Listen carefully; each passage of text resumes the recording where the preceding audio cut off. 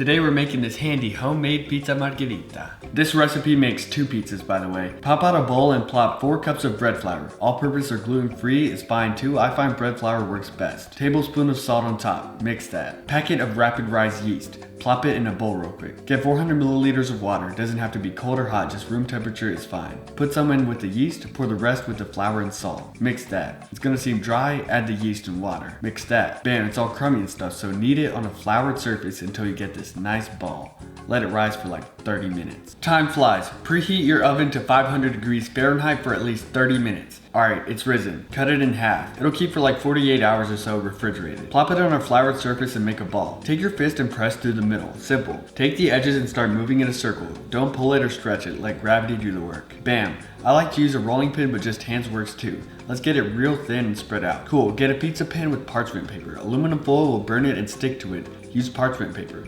Plop it on. Wow, the dough is probably way bigger than the pan. Fold the edges over all around. Get this twisted like crust. Let's top it. Start with half a tablespoon of olive oil. Let's get our sauce. I've pureed tomatoes with a couple teaspoons of sugar and a dash of red pepper mixed in. Don't be shy, but don't be too generous. Let's move in circles around the pizza. Big spoon preferable. Sprinkle salt and pepper. Optional. Grate some Parmesan cheese and sprinkle it around the sauce. Keep some extra for later. Not optional. Get sliced mozzarella. You don't want lots of small bits or lots of huge chunks. I rip them in half and go in a circle and get an even spread. Plop some basil leaves around and drizzle another half tablespoon of olive oil on top. Optional crust. Get a tablespoon and a half of melted butter. Brush that on the crust. Sprinkle that extra Parmesan onto the crust. Also sprinkle some breadcrumbs. Optional crust done. Plop it in the oven for 8 to 12 minutes depending how good your oven really is.